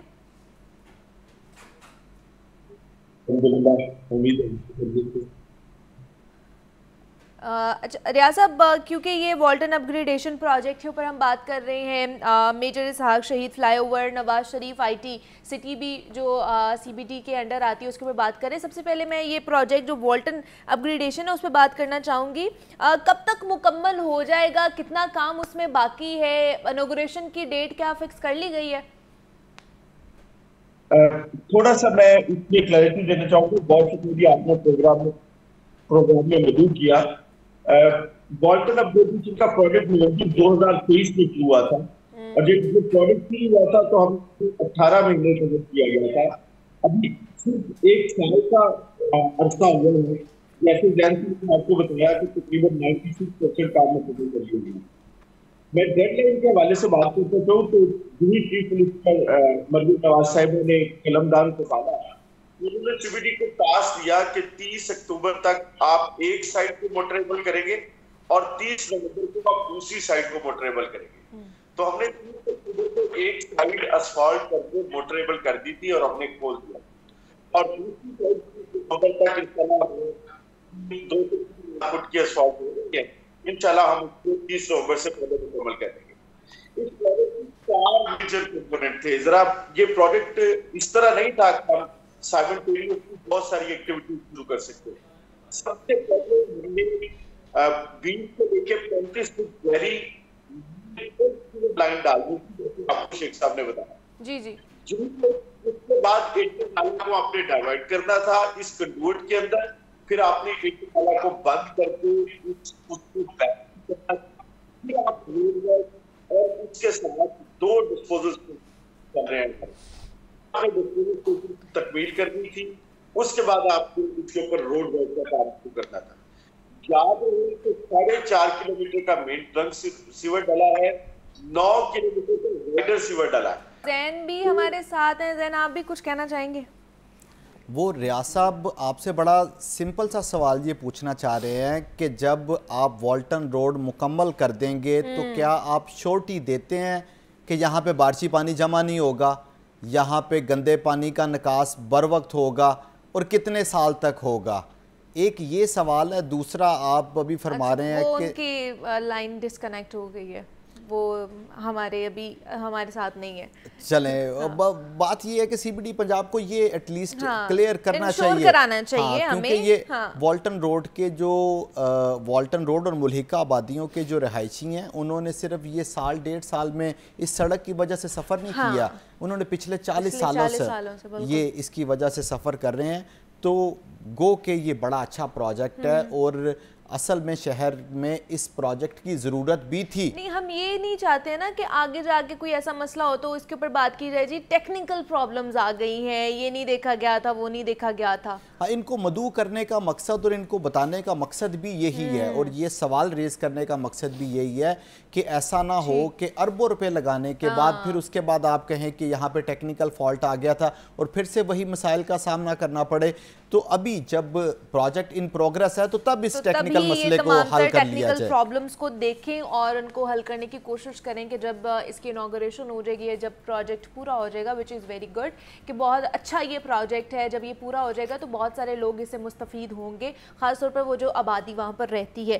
تو ہمارے ساتھ زین العابدین موجود ہے۔ زین، تھینک یو سو مچ کہ آپ یہاں پر آئے۔ جناب، آپ کچھ اسکن کیئر کے حوالے سے بات کرتے ہیں کیونکہ سردیاں آ رہی ہیں اور آپ کو پتہ ہے کہ سردیوں میں ڈرائینس بڑھ جاتی ہے، تو کہا جاتا ہے، ایک سوال ہوتا ہے کہ کیا جسم پر جب آپ کو خارش ہوتی ہے تو اپنی جلد کی صفائی کا خیال نہ رکھنے کی وجہ سے کیا یہ ہوتی ہے، یا اس کی وجہ کوئی اور بھی ہو سکتی ہے؟ جسم کے مختلف حصوں پر آپ کو پتہ ہے خارش یا پھر ایچنگ ہوتی ہے، اور سورائسس کے مرض میں یہ کیسے تبدیل ہو جاتی ہے، اور سورائسس کا مرض ہے کیا، یہ کیوں ہوتا ہے، اور کیا سورائسس کا ہونا موروثیت سے بھی انٹرلنک کرتا ہے؟ آج ہم نے اس پہ بات کرنی ہے، اور کیا یہ بگڑ جائے خاص طور پر سورائسس تو اس کے کیا کانسیکوینسز فیس کرنے پڑ سکتے ہیں، اس کو کیا اسکن الرجی کہتے ہیں، یہ کیا یہ مرض ہے؟ اس پر بات کرنے کے لیے ڈاکٹر عظیم جہانگیر ہمارے ساتھ اسٹوڈیوز میں موجود ہیں، جو کہ اسکن اسپیشلسٹ ہیں، ڈرماٹولوجسٹ ہیں۔ ڈاکٹر صاحب آپ کو ویلکم کہتے ہیں جاگو لاہور میں، کیسے ہیں آپ؟ تھینک یو جی، بڑی مہربانی، شکریہ۔ ڈاکٹر صاحب سورائسز یہاں پر اسکن کی ڈرائینس اگر دیکھا جائے تو سردیاں جیسے ہی آتی ہیں تو ہماری اسکن ڈرائی ہونا شروع ہو جاتی ہے، پیچ اسکن ہونا شروع ہو جاتی ہے، تو سورائسز کا مرض کیا ہے؟ یہ خالی کیا ڈرائینس ہے یا کیا ہے یہ؟ دیکھیں، جو تو ڈرائینس ہے وہ تو سردیوں میں ہو سکتی ہے اور اس کی مختلف وجوہات ہیں، لیکن سورائسز جو ہے وہ ڈرائینس سے نہیں ہوتا۔ اچھا، وہ ڈرائینس سے نہیں ہوتا، اوکے۔ سورائسز جو ہے یہ ایک موروثی بیماری ہے اور یہ 100% ٹریٹیبل کنڈیشن ہے۔ اچھا، الحمدللہ آج کل اس پہ بہت زیادہ ریسرچ ہو رہی ہے۔ آپ ٹریٹمنٹ ٹاپیکل لگانے والی دوائیوں سے کر سکتے ہیں، اچھا، کھانے والی دوائیوں سے کر سکتے ہیں، اور درمیان میں ایک ٹریٹمنٹ ہوتا ہے جس کو ہم کہتے ہیں لائٹ سے ٹریٹمنٹ آپ کر سکتے ہیں، جس کو ہم نیرو بینڈ UVB بولتے ہیں۔ ایک خاص قسم کی لائٹ ہوتی ہے، اگر چھوٹی جگہ ہو تو ہم وہیں پہ لائٹ دے دیتے ہیں، اور اگر زیادہ بڑی جگہ ہو تو ایک چھوٹا سا کمرہ ہوتا ہے لائک 3 فٹ بائی 3 فٹ کا، اس میں ٹیوب لائٹس لگی ہوتی ہیں، عام ٹیوب لائٹس نہیں ہوتی ہیں، اسپیشل ٹیوب لائٹس ہوتی ہیں، اس میں پیشنٹ جاتا ہے اور لیس دین 5 منٹس ہم پیشنٹ کو کھڑا کرتے ہیں، اور ہر تیسرے چوتھے دن اس طرح کرنا پڑتا ہے، within a couple of months patient is totally clear. اب یہ جو نیرو بینڈ UVB ہے وہ سب سے لیٹسٹ ہے، اور لوگ پاکستان میں رہ کے اکثر ڈپریسنگ باتیں کرتے ہیں، پاکستان میں یہ بھی نہیں، تو الحمدللہ پاکستان میں دوائیاں بھی اور ٹریٹمنٹس بھی تقریباً انٹرنیشنل لیول کی موجود ہیں، لیکن لوگ کافی دفعہ ڈپریس زیادہ ہو جاتے ہیں، سمجھتے ہیں کہ جی اس کا علاج ہی کوئی نہیں ہے، کوئی کہیں نیٹ پہ پڑھ لیتے ہیں لوگوں میں، اس لیے نیٹ پہ پڑھ لیتے ہیں کہ جی وہ کہتے ہیں، دیکھیں جب ساری عمر اگر کوئی ڈیزیز نے چلنا ہو، فرض کریں بلڈ پریشر ہے، شوگر ہے، تو آپ ساری عمر شوگر کے ساتھ بڑی اچھی گزار سکتے ہیں اگر آپ دوائی صحیح لیتے ہیں، احتیاط کرتے ہیں۔ جو سورائسز ہے وہ ڈرائنس سے بڑھتا ضرور ہے۔ اوکے، ٹھیک ہے۔ اور اس میں ٹپیکل ایگزامپل یہ ہوتی ہے کہ آپ کی کونیوں پہ ہو گیا، گھٹنوں پہ ہو گیا، یہاں پہ چھلکے سفید رنگ کے زیادہ چھلکوں والا، اتنے زیادہ سکیلز اتنے زیادہ بن جاتے ہیں کہ جس طرح مچھلی کے سکیلز ہوتے ہیں، کافی زیادہ سلوری سکیل ہوتے ہیں، سلور یا وائٹ کلر کے سکیل ہوتے ہیں۔ اور یہ کہ جسم کے کسی بھی حصے میں ہو سکتے ہیں؟ یہ کسی بھی حصے میں ہو سکتا ہے، لیکن ٹپیکل اگر آپ کو کونیوں پہ ہو، گھٹنوں پہ ہو، سر میں بڑی آپ کو لگے کہ بڑی شدید قسم کی ڈینڈرف ہو گئی ہے، کچھ لوگوں کو ہاتھوں اور پاؤں پہ ہو جاتا ہے، اس کو پالمو پلانٹر سورائسس بولتے ہیں۔ تو یہ اگین میرا سب سے زیادہ ایمفیسس ہے کہ 100% ٹریٹیبل کنڈیشن ہے۔ اب جب ٹریٹیبل کنڈیشن ہوتی ہے، کافی دفعہ آپ کو اس کے لیے تھوڑا سا احتیاط بھی کرنی پڑتی ہے ساری عمر، تو اس کے لیے آپ موئسچرائزر ضرور لگائیں گے۔ موئسچرائزر جو ہیں وہ اتنا آسان اور اتنا سستا طریقہ ہے اپنے آپ کو جلد کو سردیوں میں بچانے کے لیے کہ اس کا نہ کرنا بڑی زیادتی ہوگی۔ تو آپ نے دیکھا ہوگا کہ گرمیوں میں بھی پہلے ہمارے صرف سردیوں میں جلد موئسچرائزر لگایا جاتا تھا، اب گرمیوں میں بھی لگانے کی ضرورت اس لیے ہے کہ جو آپ کے ایئر کنڈیشننگ لگی ہوتی ہے، آپ نے دیکھا ہوگا کہ ایئر کنڈیشنر جو ہے باہر پانی پھینک رہے ہوتے ہیں، تو وہ اندر کا موئسچر جو ہے نا باہر چلے جاتا ہے۔ جب جلد کا جب آپ کا ایٹماسفیرک جو موئسچر ہے وہ بہت کم ہو جائے گا تو آپ کو باہر آپ کو ملے گی زیادہ پانی ملے گا، اور اندر جو ہے آپ کو بالکل موئسچر نہیں ملے گی جب آپ نے، تو یہ گرمیوں میں بھی یہ اور سردیوں میں جو ہیٹر ہیں وہ بھی کرتے ہیں۔ اچھا، دوسرا لوگ کہتے ہیں جی ہمارے جسم کے اندر ڈرائینس ہے کہ کیفین بہت زیادہ انٹیک کرتے ہیں، پانی کا استعمال نہیں کیا جاتا، اس کی وجہ سے ہماری اسکن کے اوپر یہ چھلکے جو آپ کہہ رہے ہیں کہ وہ اترنا شروع ہو جاتے ہیں کونیوں سے یا اپنے آپ کے گھٹنوں سے یا کہیں پہ بھی ہو جاتے ہیں، جیسے ڈرائینس بالوں میں بھی ہو جاتی ہے، تو لوگ کہتے ہیں جی اندر ڈرائینس ہے اس وجہ سے باہر بھی ایسا ہو رہا ہے؟ نہیں، ایکچولی بالکل بھی ایسا نہیں ہے۔ اگر آپ کو اندر ڈرائینس ہو یا آپ کی جو ڈی ہائیڈریشن ہو تو اس کے اور علامات ہیں، اس میں آپ کا بلڈ پریشر کم ہو جائے گا، لیکن اندر والی، اور اس لوگوں کا یہ بڑا وہم ہے کہ میں زیادہ چکنائی والی چیزیں کھاؤں گا تو چکنائی باہر پھر میرے آ جائے گی، تو وہ ایسے نہیں ہوتا۔ آپ کوئی بھی اچھا موئسچرائزر لے کے آپ پہلے اپنی جلد کو تھوڑا سا موئسٹ کریں گے اور اس کے بعد آپ اس کے اوپر موئسچرائزر لگائیں گے۔ موئسچرائزر مختلف قسم کے ہیں، آپ نے ایک ہی moisturiser throughout the year نہیں لگایا جا سکتا. اچھا. اگر کوئی آپ نے سیمپل ٹرائی کرنا ہو پہلے چھوٹا لیں, اس کو ٹرائی کریں کہ آپ کی جلد کو سوٹ کرتا ہے کہ نہیں کرتا. اگر آپ کی جلد بہت زیادہ ڈرائی ہے تو آپ کو تھک والا موئسچرائزر لگانا پڑے گا. اور اگر آپ کی جلد پہلے ہی زیادہ آئلی ہے ٹھیک ہے, اور آپ اس کے اوپر زیادہ موئسچرائزر لگا لیں گے یا فیس پہ زیادہ آپ ہیوی موئسچرائزر لگا لیں گے تو آپ کی پورز جو ہیں بند ہو جائیں گے اور وہ آپ کو ایکنی کرے گی, دانے کرنے لگ جاتے. تو آپ نے دیکھنا ہے کہ سردیوں میں موئسچرائزر تھوڑا سا ڈیفرنٹ لگے گا. تو کافی دفعہ نان آئلی موئسچرائزر لکھا ہوتا ہے موئسچرائزرز پہ کہ یہ نان آئلی موئسچرائزر ہے. جو نان آئلی موئسچرائزر ہے وہ آپ فیس پہ لگائیں گے یا آپ کی وہ جلد کے اس حصے پہ لگائیں جہاں آپ کو پسینہ بڑا آتا ہے, آپ کہتے ہیں مجھے چپ چپ ہوتا ہے ہر وقت یا میرے بڑی آئلینس ہو جاتی ہے, وہاں پہ آپ لگائیں گے نان آئلی موئسچر. اسی طرح ہمارے ہاں سردیوں میں نا بہت زیادہ لوگوں کا رنگ کالا ہونا شروع ہو جاتا ہے. پہلے صرف گرمیوں میں, اب چونکہ لوگ دھوپ سیکتے ہیں یا باہر نکلتے ہیں تو اس کے لیے بھی آپ نے جب کالا اگر رنگ ہو تو اس میں آپ بجائے اس کے کہ آپ صرف سن بلاک لگائیں, آپ کوئی ایسا سن بلاک لگا لیں جس میں موئسچرائزر بھی ہو, تو آپ کے دونوں مسئلے حل ہو جائیں گے. ہاتھوں پاؤں کا بہت زیادہ خیال رکھیں, ایڑیاں لوگوں کی پھٹتی ہیں, ہاتھ پاؤں بہت زیادہ خشک ہو جاتے ہیں, تو اس کے لیے موئسچرائزر ایک سمپل اور نہ آلموسٹ لیسٹ ایکسپینسو ہے اور بڑا امپورٹنٹ رول پلے کرتا ہے آپ کی اسکن کیئر کے حوالے سے. اگر سورائسس کا پرابلم اگر 2 سال تک آپ کو ہو رہا ہے, کہیں پر بھی جسم میں نمودار ہو رہا ہے, تو یہ کسی بیماری کا پیش خیمہ بھی ہو سکتا ہے. واقعی ایسا ہے؟ نہیں, ایسا بالکل بھی نہیں ہے. سورائسس جو ہیں اس کو 2 ایسے ایج گروپ میں زیادہ ہوتا ہے. ایک 20 to 30 ایئرز ایج گروپ میں زیادہ ہوتا ہے اور پھر جا کے 60s میں زیادہ ہوتا ہے. تو اس کے 2 پیکس سمجھ لیں ہیں 2. اچھا, اب اس کا کوئی تعلق نہیں کہ کتنے عرصے سے. لوگ سمجھتے ہیں کہ اگر اتنے عرصے سے سورائسس تو زیادہ خطرناک ہے, اتنے عرصے سے تو کم خطرناک ہے. سورائسس کبھی بھی اللہ کا فضل ہے, کبھی بھی جلد کا کینسر نہیں بنتا, کوئی ایسی چیز نہیں ہوتی. صرف اس میں آپ نے دیکھنا یہ ہے کہ اگر سورائسس کے پیشنٹ کو جوڑوں میں درد ہونے لگ جائے تو اس کو ہم سورائٹک آرتھرائٹس بولتے ہیں, یعنی وہ آرتھرائٹس جو کہ سورائسس کی وجہ سے ہوتا ہے, اور یہ اکثر لوگوں میں انڈائگنوز چلا جا رہا ہوتا ہے. تو یہ بھی تو ایک کہہ لیں کہ بیماری ہو ہی سکتی ہے یا پیش خیمہ ہو ہی سکتا ہے کہ اگر آپ کو سورائسس ہو رہا ہے تو بعد میں آپ کو جوڑوں کا درد بھی اس کی وجہ سے ہو رہا ہے. جی, تو وہ جوڑوں میں جو درد ہوتا ہے یہ والا یہ کہتے ہیں سورائٹک آرتھرائٹس, اور اکثر لوگ اس کو عام آرتھرائٹس سمجھ کے پین کلر کھاتے رہتے ہیں. اس کا نقصان یہ ہوتا ہے کہ جوڑ پھر مستقل ضائع ہو جاتے ہیں. تو کیا یہ ہوتا ہے کہ جہاں پر آپ کا پھر سورائسس کا پرابلم ہے وہی جوڑ میں درد ہو یا سارے جوڑوں میں درد ہوگا؟ کوئی بھی جوڑ سے افیکٹ ہو سکتا ہے. اور کافی دفعہ مس ڈائگنوز یا بیچارہ پیشنٹ کا پتہ نہیں چلتا, کیونکہ پیشنٹ کو سورائسس ہوتا ہے, وہ جاتا ہے جوڑوں والے درد کے ڈاکٹر کے پاس اور وہ بتاتا ہی نہیں کہ مجھے کوئی جلد کا مسئلہ ہے, کیونکہ وہ سمجھتے ہیں ان ریلیٹڈ ہے. تو اس لیے جب بھی اگر آپ کو سورائسس ہو, ان لوگوں میں انہیں چاہیے کہ جب اگر جوڑوں کا مسئلہ ہو تو اپنے ڈاکٹر کو, اپنے ڈرمٹالوجسٹ کو بتائیں. ضرور بتانا ہے. اچھا, کیا دوسرا یہ کنٹیجیس بھی ہو سکتا ہے, ایک سے دوسرے میں لگ سکتا ہے؟ بالکل بھی نہیں لگتا, یہ ایک دوسرے, اور یہ ہمارے یہاں بہت بڑا مت ہے کہ جی شاید میں کسی کے ساتھ بیٹھا تھا, چونکہ ہوتا یہ کہ ایسے پیشنٹ جو ہیں ان کے کافی چھلکے اتر رہے ہوتے ہیں جلد سے, اور وہ بڑا ظاہر ہے انہیں بڑا امبیرسنگ ہوتی ہے یہ سچویشن. ان کے گھر والے, ان کے اسپاؤسز, ان کے بچے, تو انہیں لگتا ہے کہ یہ بڑا the patient is not tidy and clean. لگتا یہ ہے کہ سارے اس کے اوپر سے چھلکے اتر ہیں. تو اس کا علاج اتنا آسان ہے, میں کہہ رہا ہوں آج کل, کہ اس کو نہ کرنا علاج کو بہت بڑی زیادتی ہوگی. اوکے.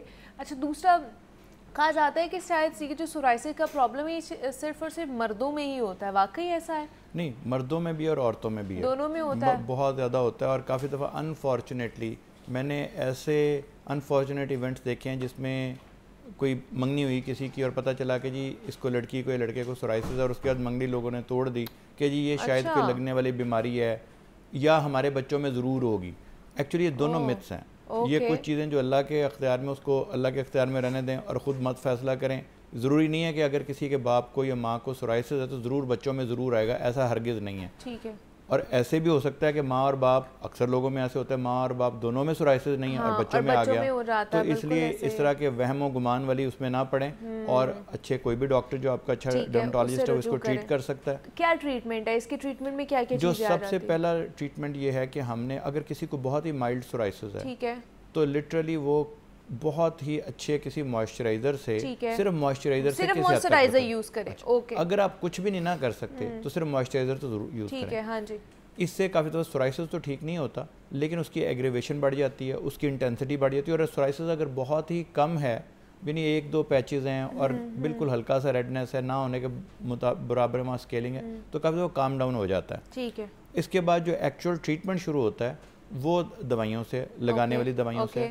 اس میں لگانے والے کچھ اسٹیرائڈز بھی ہوتے ہیں اور لگانے والے کچھ وائٹامن ڈی اینالاگز ہوتے ہیں، وائٹامن ڈی کی طرح کی کچھ چیزیں ہوتی ہیں، لیکن اس کا وائٹامن ڈی سے تعلق نہیں ہوتا. کافی دفعہ لوگوں کو میں نے دیکھا یہ نہ ہو کہ آج وائٹامن ڈی لوگ پینا شروع کر دیں. تو وہ یہی ہوا کہ کچھ لوگوں نے دیکھا وائٹامن ڈی اینالاگ. اینالاگ کا مطلب ہے وائٹامن ڈی کی طرح کی چیز، لیکن وہ وائٹامن ڈی نہیں ہوتی. تو لوگ میرے پاس پیشنٹ آتے ہیں، آج کل جب گوگل سے ڈاکٹر بننا شروع ہو گئے لوگ، تو اس کا نقصان ہی ہوا کہ پیشنٹ نے پڑھ لیتے ہیں اور پھر وائٹامن ڈی پہ ڈی پیے جاتے ہیں، لیکن وہ ڈی ہائپر جو وٹامنوسس ہو جاتا ہے، یعنی وٹامن ڈی کی زیادتی بھی جلد کو خراب کرتی ہے. تو وٹامن ڈی کی کمی تو کرتی ہے، لیکن وٹامن ڈی کا تعلق ڈائریکٹلی سورائسس سے نہیں ہے. ٹھیک ہے، یہ آٹو امیون ڈس آرڈر ہے، یعنی آپ کی اپنی باڈی، آپ کا جو مدافعتی نظام جو اللہ نے بنایا تھا جراثیم کو مارنے کے لیے، وہ جراثیم کو مارنے کی بجائے آپ کے جلد کے سمجھ لیں خلاف ہو جاتا ہے. اچھا، اور وہی نظام مدافعتی وہ سمجھ لیں ہائپر امیونٹی ہو جاتی ہے، جس کی وجہ سے وہاں پہ اسکیلنگ شروع ہو جاتی ہے اور چھلکے شروع ہو جاتے ہیں پیشنٹ وہاں پہ. اچھا، تو ڈاکٹر صاحب لاسٹلی پوچھنا چاہوں گی کہ ایک دفعہ ہم نے پورا ٹریٹمنٹ کرا لیا، سورائسس ٹھیک ہو گیا، اب وہ ہمارے جسم پر نہیں ہے، تو یہ کیا دوبارہ آ سکتا ہے؟ جی، اس کو ہمیں لانگ ٹرم جس طرح شوگر کا علاج کرنا پڑتا ہے، بلڈ پریشر کا علاج کرنا پڑتا ہے، اسی طرح ہمیں سورائسس کا لانگ ٹرم علاج کرنا پڑتا ہے. اور وہ اتنا آسان ہے اگین کہ کھانے والی یولی دوائیوں کی ضرورت نہیں ہوتی. اگر لگانے والی سے فرق نہ پڑے تو ہم فوٹو تھراپی پہ چلے جاتے ہیں، جس کو narrow band ultra violet be بولتے ہیں. وہ لائٹ ٹریٹمنٹ کرتے ہیں، اور وہ لائٹ ٹریٹمنٹ کے بعد نہیں اگر ٹھیک ہو تو پھر کھانے والی دوائیاں، اور اگر اس سے بھی ٹھیک نہ ہو تو پھر ہم انجیکشنز، آج کل بایولوجک انجیکشن جس کو بولتے ہیں وہ آئے ہیں، اس کے اوپر چلے جاتے ہیں. جب پیشنٹ ٹھیک ہو جاتا ہے تو ہم دوائیوں کو کم کرنا شروع کر دیتے ہیں اور پھر بہت ہی کم دوائیوں پہ مینٹین رکھتے ہیں. ان کی کنڈیشن کو دیکھ کے، ان کی سچویشن کو دیکھ کے ڈائگنوز کر کے پھر یہ ساری چیزیں ہوتی ہیں. ہم سورائسس کے اوپر بات کر رہے تھے، یہ مرض ہے کیا اور کس طرح اس کا علاج کیا جا سکتا ہے. تو اپنا خیال رکھیں، اپنی اسکن کا خیال رکھیں، اپنے آپ کو موئسچرائزڈ رکھیں تاکہ ڈرائنس سے اور اس سے ریلیٹڈ جتنی بھی بیماریاں ہیں یا پرابلمز ہیں اس سے بچا جا سکے. ڈاکٹر عظیم جہانگیر ہمارے ساتھ موجود ہے. ڈاکٹر صاحب بہت شکریہ آپ کے وقت کا کہ آپ یہاں پر آئے. بریک لیتے ہیں، ملتے ہیں اس بریک کے بعد.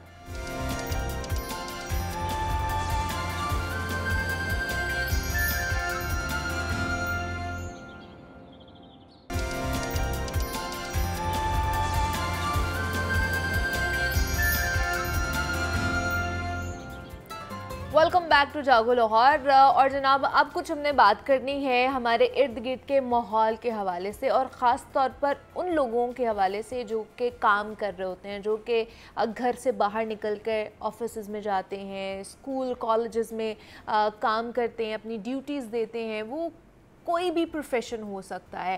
آپ تبھی اچھے طریقے سے پرفارمنس دے سکتے ہیں، اچھے طریقے سے کام کر سکتے ہیں، ایکسل کر سکتے ہیں جب آپ کا وہاں کا ماحول اچھا ہوگا، نیگیٹیوٹی نہیں ہوگی، ٹاکسیسٹی نہیں ہوگی، پازیٹیو رویے ہوں گے، پازیٹیو انوائرمنٹ ہوگا.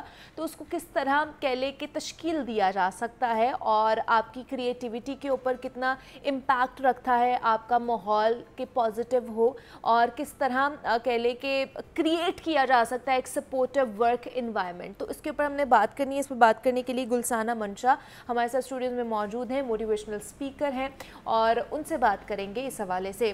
گلسانہ آپ کو ویلکم کہتے ہیں جاگو لاہور میں. کیسی ہیں آپ؟ ٹھیک ہیں؟ بالکل ٹھیک ہوں، thank you Muniba. How are you? میں بھی بالکل ٹھیک ٹھاک. گلسانہ آج ہم نے ورک انوائرمنٹ کے اوپر بات کرنی ہے. جس طرح میں نے بات کی کہ ہر کوئی یہی چاہتا ہے کہ جب ہم گھر سے باہر نکلتے ہیں کام کاج کے لیے تو ہم جہاں پر ہم کام کر رہے ہیں بڑا اچھا ماحول ہونا چاہیے وہاں پہ، جو ہمیں سپورٹ بھی کرے، ہماری کریٹیوٹی کو انہانس بھی کرے، ہمیں آگے بڑھنے کے والے سے سپورٹ بھی کرے.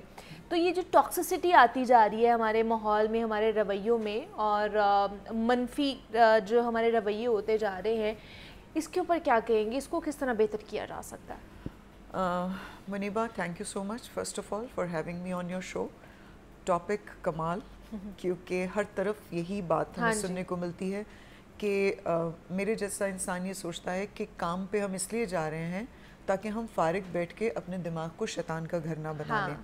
لیکن اب اس شیطان کے گھر سے بچنے کے لیے مجھے لگتا ہے بہت سی نیگیٹو ایٹیٹیوڈس کو آپ کو ورک پلیسز پہ فیس کرنا پڑتا ہے. منیبا، بالکل ریالٹی کی گراؤنڈز پہ بات کروں گی. ہم بہت پولیٹیکل ہیں، ہم بہت زیادہ پولیٹیکل ہیں، ہم بہت مینیپولیٹرز ہیں. ہم سب کے سب ٹھیک ہے. ہمیں جہاں اپنی جگہ بنانی ہوتی ہے ورک پلیس کے اوپر، ہم اس کے لیے کوئی بھی غلط حرکت کرنے کو تیار ہو جاتے ہیں, چاہے وہ کسی کی لیگ پولنگ ہے, چاہے وہ کسی کی بیک بائٹنگ ہے. اب جب اس طرح کی حرکات و سکنات ہوتی ہیں تو نیگیٹو ایٹیٹیوڈز پھر آپ کو وہاں پہ پروان چڑھتے دکھائی دیتے ہیں. ٹھیک ہے, اس میں سب سے امپورٹنٹ رول پلے کرتا ہے کہ اگر ہم یہ چاہتے ہیں, آپ کا جو سوال ہے کہ ورک پلیسز پہ ان چیزوں کو کنٹرول کیسے کیا جائے, اس میں سب سے امپورٹنٹ رول آپ کے باس کا ہوتا ہے, جو آپ کے ٹاپ سیٹ کے اوپر بندہ بیٹھا ہوتا ہے اس کا ہوتا ہے. اور اس کو ہم نے پریکٹیکلی یہ چیز ہم نے کر کے دیکھی.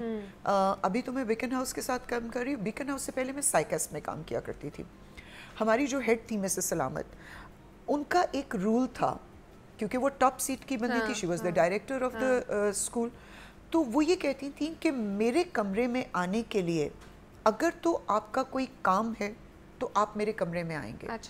اگر آپ نے مجھ سے کوئی فالتو گپ شپ لگانی ہے, اب ورک پلیس پہ گپ شپ کیا ہوگی, نہ آپ میری پھوپھی کی بیٹی ہیں, نہ آپ میری خالہ کی بیٹی ہیں کہ میں آپ کے ساتھ بیٹھ کے کوئی فرینڈلی ٹاک, نہ آپ میرے فرینڈ ہیں. ٹھیک ہے, پروفیشنلزم میں کوئی کسی کا فرینڈ نہیں ہوتا, یہ ایک بہت تلخ حقیقت ہے, لیکن جو لوگ اس کو بلیو کرتے ہیں وہ سکون میں رہتے ہیں اور نیگیٹیوٹی سے بچے رہتے ہیں. سو ورک پلیس پہ کسی کو بھی اپنا فرینڈ مت کنسیڈر کر لیجیے, یہ بہت بڑی غلطی آپ کریں گے. کیونکہ دیکھیں, میرے ابا جی ایک پنجابی میں کہتے ہوتے تھے, گھوڑا گھاس سے یاری لگائے گا تو کھائے گا کیا. تو اگر تو آپ دوستی میں جا کے وہ فیورز جو آپ کو چاہیے دوسروں کو دینا شروع ہو جائیں گے تو آپ کی اپنی نوکری جو وہ آ جائے گی. لیکن ہمارے یہاں پہ تو یہ کلچر ہے نا گلسانہ, کہ ہم اگر کسی پوسٹ پہ آتے ہیں تو ہم چاہتے ہیں کہ جی ہمارے جو دوست ہیں, عزیز و اقارب ہیں, ہم ان کو بھی فیسیلیٹیٹ کر سکیں, ان کو بھی ہم یہاں پر لے کر آئیں, اور کہیں نہ کہیں وہ ہم لوگ کر بھی دیتے ہیں. ہم کر بھی دیتے ہیں اور کر بھی دینا چاہیے, لیکن once they are into your institute,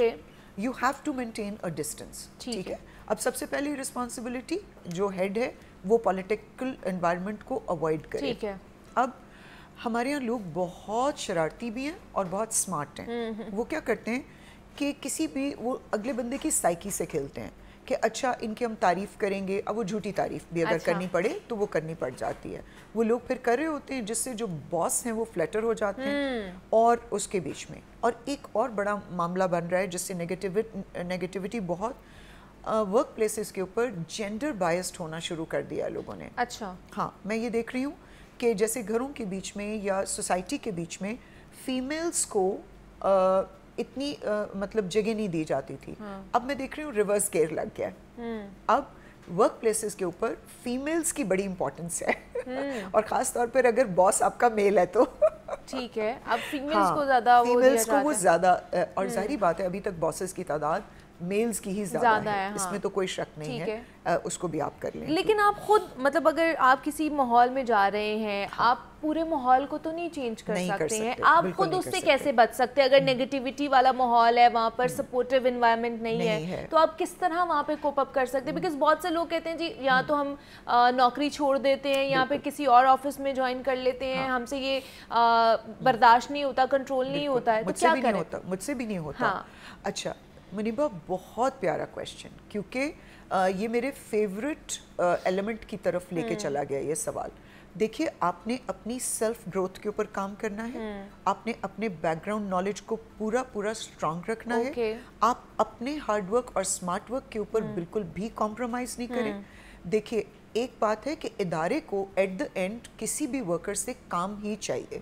ٹھیک ہے نا, وہ باتیں جو بھی کر رہے ہیں یا جو بھی نیگیٹیوٹی پھیلا رہے ہیں وہ کتنی دیر یہ کام کر لیں گے. اور یہ بھی ہم نے ورک پلیسز پہ مطلب میرا تقریباً 27-28 سال کا تجربہ ہے, اور ان 27-28 سالوں میں یہ سارا کچھ میں نے فیس کیا ہے. ٹھیک ہے, میں نے یہ نوٹس کیا کہ جب میرا ہوم ورک کمپلیٹ ہوتا تھا, میں اپنی ڈیوٹی کے بیچ میں ڈس آنیسٹ نہیں تھی. تو وہ جو نیگیٹیوٹی تھی وہ میرا کچھ بھی نہیں بگاڑ سکتی تھی. وہ وقتی طور پہ مجھے ذہنی طور پہ وہ تھوڑی دیر کے لیے ہلا دیتی تھی, بالکل ہلا دیتی تھی. مطلب کوئی 1 گھنٹے کے لیے میرا ورک پرفارمنس افیکٹ ہوتا تھا. ہاں, لیکن پھر آپ کو اپنے آپ کو خود اٹھانا ہے. اور وہ جو آج کل ہم بہت بات کہتے ہیں, کچھ تو لوگ کہیں گے, تو لوگوں کا کام ہے کہنا. اور دوسری بات یہ کہ دوسروں کی باتوں کے اوپر اتنا دھیان مت دیجیے کہ آپ کی اپنی پرفارمنس رسک پہ آ جائے. ٹھیک ہے, اگر آپ اپنا کام آنیسٹی کے ساتھ کر رہے ہیں, ٹھیک ہے, پالیٹکس کو اوائڈ کرتے رہیے ورک پلیسز کے اوپر. بہت سے لوگ جیسے آفس باس کے کمروں کے علاوہ بھی, جیسے اگر میں اسکولی کی بات کروں تو اسٹاف روم کے اندر منیبا آپ دیکھیں ایجوکیشنسٹ بیٹھے ہیں سب, اور جتنی کربنگ آپ کو اسٹاف رومز کے اندر دکھائی دے گی وہ کہیں نہیں دکھائی دے گی. اور چھوٹے لیول کی ٹاک, بہت چھوٹے لیول کی ٹاک ہو رہی ہوتی ہے, یا تو نا آپ کسی کنسٹرکٹیو بات کے اوپر کوئی آرگیومنٹ کر رہے ہو, کوئی اپنی رائے کا اظہار کر رہے ہو, بہت چھوٹی چھوٹی ٹاکس ہو رہی ہوتی ہیں جس میں آپ نیگیٹو. اچھا میں نا پھر وہاں سے گھبرا کے نا تو میں اٹھ کے پھر کہیں اکیلے جا کے بیٹھ جاتی ہوں کہ آپ کو یہ بھی ایک اور طریقہ ہے کہ جہاں آپ اسے اوائڈ کر رہے ہیں کہ آپ اپنا راستہ ہی چینج کر لیں. جیسے وہ ہر فیملی میں ایک خاص ٹولہ ہوتا ہے نا جو یہ نیگیٹیوٹی فیملی میں پھیلا رہا ہوتا ہے, ورک پلیسز پہ بھی یقین جانیں آپ کو یہ ڈیفائن کرنا ہوتا ہے کہ وہ ٹولہ کون سا ہے جو نیگیٹیوٹی پھیلا رہا ہے, کوشش کریں ان سے اوائڈ کیسے کرنا ہے. اسے تھوڑا سا ڈسٹینس 7 فیٹ کا ڈسٹینس ہوتا تھا نا کورونا میں, ویسے ہی آپ نے ڈسٹینس جو ہے نا وہ مینٹین کرنا ہے. جہاں پہ آپ کو لگ رہا ہے کہ نیگیٹیوٹی کوئی لوگ زیادہ پھیلا رہے ہیں یا آپ کے لیے وہ بہت زیادہ کنڈیوسو ماحول ہو رہا ہے تو آپ نے اس سے بچنا ہے. کس طرح بچنا ہے اس حوالے سے ہم نے بات کی ہے. گلسانہ منشا ہمارے ساتھ موجود تھی. Gulsana thank you so much for coming here. جناب اب کچھ بات کر لیتے ہیں کھیل کے میدان کے حوالے سے, اور خاص طور پر مارشل آرٹس کے حوالے سے ہم نے بات کرنی ہے, کیونکہ ہمارے اسپورٹس کو یہاں پہ بہت زیادہ دیکھا جاتا ہے, ڈفرینٹ اسپورٹس کو سپورٹ بھی کیا جاتا ہے, اور اس میں سے ایک مارشل آرٹ بھی ہے جس کو ہم سب بہت ہی دلچسپی سے دیکھتے بھی ہیں. اور اس کا لاہور میں خاص طور پر رواں ماہ کی 27 تاریخ کو جو کچھ ہی دنوں کے بعد ہے جناب مکسڈ مارشل آرٹ کا دنگل سجنے والا ہے. اور اس میں یہ بتاؤں کہ پاکستان میں پاک بھارت ٹاکرے کا بے چینی سے انتظار کیا جا رہا ہے. آپ کو پتہ ہے پاک بھارت ٹاکرا کسی بھی کھیل میں ہو اس کا بے چینی سے انتظار کیا جاتا ہے کہ جناب کس طرح کون کس کو ٹف ٹائم دے گا. تو یہ اس میں کتنی جو ٹیم ہے وہ شرکت کریں گی, کس طرح ہماری پاکستانی پلیئرز جو اس میں مارشل آرٹس میں حصہ لیں گے ان کا مورال کیسا ہے, پریکٹس کس طرح کی چل رہی ہے, کیونکہ کچھ ہی دن باقی رہ گئے ہیں. تو اس پہ بات کر لیتے ہیں. ہمارے ساتھ اسامہ محبوب اوان موجود ہے جو کہ مکس مارشل آرٹس کے پریزیڈنٹ ہیں. اسامہ آپ کو ویلکم کہتے ہیں جاگو لاہور میں. کیسے ہیں آپ؟ ٹھیک ہیں؟ ٹھیک ٹھاک شکر الحمدللہ. اسامہ سب سے پہلے تو یہ جو آپ لوگ منعقد کر رہے ہیں, ایونٹ منعقد کر رہے ہیں 27 اکتوبر کو ہونے جا رہا ہے, کیسی تیاریاں ہیں اس کے, مورال کیسا ہے اس کا؟ مورال بہت بلند ہے اور ہماری بہت اچھی تیاریاں ہیں. ہماری جو انڈین ٹیم ہے وہ پاکستان پہنچ چکی ہے. اچھا پہنچ چکی ہے, اوکے. اور ابھی وہ بس ہوٹل پہ اسٹے کر رہے ہیں, ان کا ویٹ کٹ چل رہا ہے. اس سے پہلے ان کا ایک تیاری ہوتی ہے, شوٹس ہوتے ہیں ڈفرینٹ, ان کی وہ ہوتی ہے, پروموز بنتے ہیں. اوکے. اس وقت یہ چل رہا ہے اور 27 تاریخ کو ایس اے گارڈن لاہور میں بہت بڑا ایونٹ ہونے جا رہا ہے مکس مارشل آرٹس کا. یہ موسٹ پروبیبلی پاکستان کی ہسٹری کا سب سے بڑا ایونٹ ہوگا مکس مارشل آرٹس کا. اوہ کیا بات ہے. اور کتنی ٹیمز ہیں, کہاں سے آئی ہیں, ان کے بارے میں بتائیے. اچھا یہ آل اوور دا انڈیا ہم لوگوں نے سلیکشن کی ہے. یہ ہماری مکس مارشل آرٹس کی جو پروموشن ہے it's called like IFT international fighting tournament. اچھا. اور یہ پروفیشنل مکس مارشل آرٹس کی سیریز ہے. اس کا جو پہلا ایونٹ ہوا تھا وہ پاکستان ورسز افغانستان تھا, اور جو دوسرا تھا وہ پاکستان ورسز ایران تھا, اور اب یہ جو تھرڈ ون ہے یہ سب سے بڑا ہونے جا رہا ہے, اور لائیو ہے یہ. ہمارے یوٹیوب چینل کے اوپر, فیس بک کے اوپر, اس کے علاوہ ایک اور چینل کے اوپر بھی لائیو ہے. اور اس میں انڈیا سے اس وقت ہم نے ٹوٹل ویسے 13 فائٹرز کی وہ کی تھی سلیکشن, لیکن جس میں ہمیں 4 فائٹرز کی ویزا اور ان چیزوں میں ایشو آیا, تو اب ہمارے پاس اس وقت انڈین 8 فائٹرز ہیں, اور ان کے ساتھ وہ انڈیا کے ٹاپ کے 8 فائٹرز ہیں اور پاکستان کے ٹاپ کے 8 فائٹرز.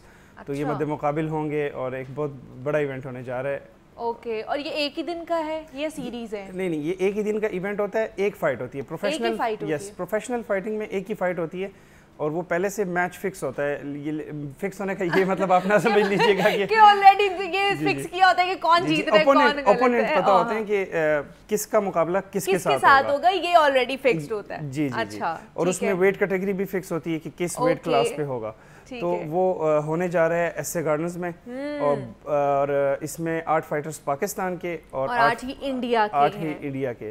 تو جو ہمارے فائٹرز تھے جن کی فائٹ کینسل ہوئی تھی پاکستان سے, ان کو پھر ہم نے افغانستان کے ساتھ 4 فائٹ میں جو ہے نا پیئر کیا ہے ہم نے پھر آخری ٹائم پہ, کیونکہ to get the visa India کا بہت مشکل ہے. اور ہم نے اس کے لیے بہت زیادہ مشکلات سے گزرے اور اب الحمدللہ سب سیٹل ہے.